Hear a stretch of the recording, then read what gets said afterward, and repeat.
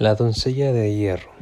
Así se conoce el artefacto de madera y metal con vaga forma de figura humana femenina que se usaba para torturar y ejecutar. Medía más de 2 metros de altura, por lo que podía contener a un hombre grande. El verdadero peligro de la doncella de hierro, que semejaba un ataúd vertical con 2 puertas que se abrían para alojar a los desdichados prisioneros, eran los afilados hierros ocultos en su interior. Esos punzantes y oxidados clavos estaban dispuestos de manera que se enzarzaban en diversas partes del cuerpo, brazos, piernas, ojos, en cuanto la doble puerta se cerraba, pero sin afectar los órganos vitales, lo que alargaba horriblemente el martirio de los condenados.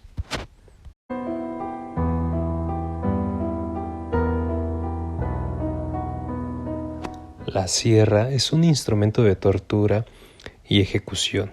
Es muy sencillo, pero a la vez muy eficaz. Consistía simplemente en colgar a la víctima boca abajo y cortarla por la mitad, partiendo de la ingle, con una sierra muy afilada.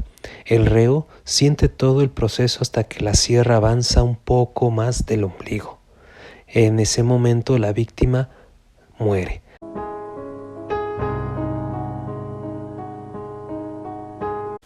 El empalamiento.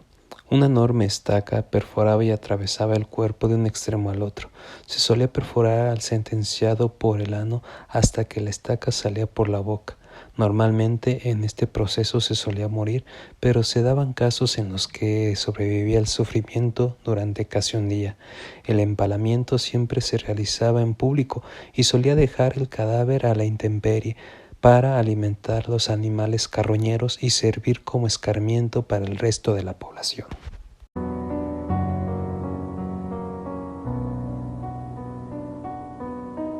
El método del agua consistía en que la víctima se le obligaba a ingerir la mayor cantidad de agua posible, ayudándose el torturador de un embudo que se le colocaba en la boca de la víctima.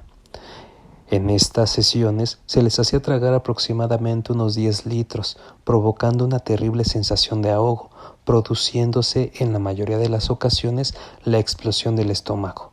En otras, el verdugo golpeaba fuertemente el estómago lleno de agua, lo que provocaba el mismo fin, la explosión de los intestinos.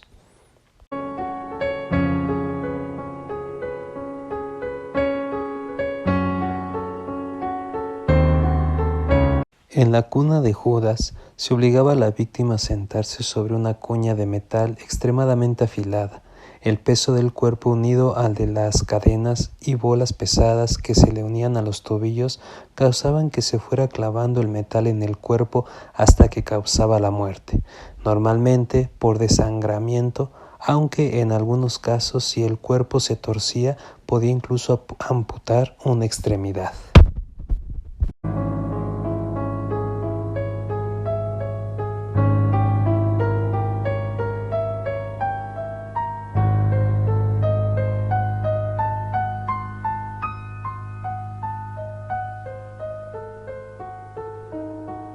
El potro es un instrumento de tortura en el que la víctima, atada de pies y manos con unas cuerdas o cintas de cuero a los 2 extremos de este aparato, era estirada lentamente, produciéndole la luxación de todas las articulaciones, muñecas, tobillos, codos, rodillas, hombros y caderas.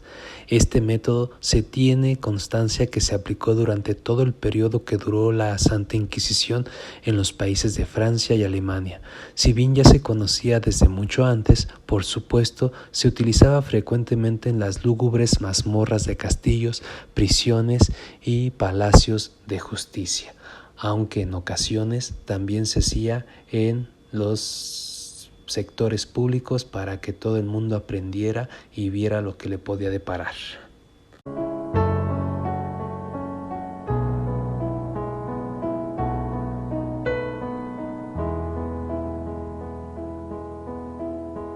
El collar de púas punitivo estaba provisto de pinchos en todos los lados de este instrumento, que pesa más de 5 kilogramos. Se cerraba en el cuello de la víctima y a menudo se convertía en un medio de ejecución. La erosión hasta el hueso de la carne del cuello, hombros y mandíbula, la progresiva gangrena, la infección febril, la erosión final de los huesos mismos, sobre todo de las vértebras descarnadas conducen a una muerte segura en poco tiempo.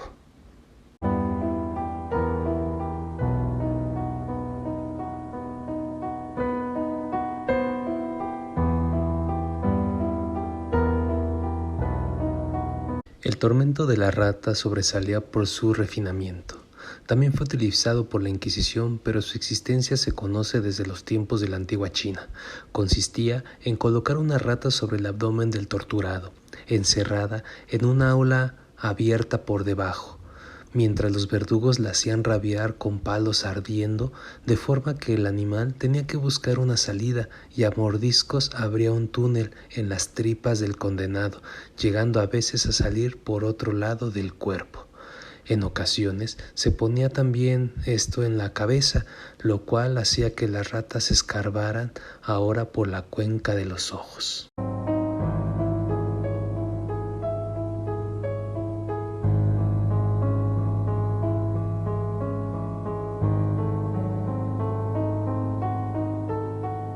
La pera era un instrumento de tortura usado por la Iglesia y también por las autoridades reales contra personas que tenían la desdicha de ser acusadas de herejía o mujeres acusadas de tener relaciones con el diablo.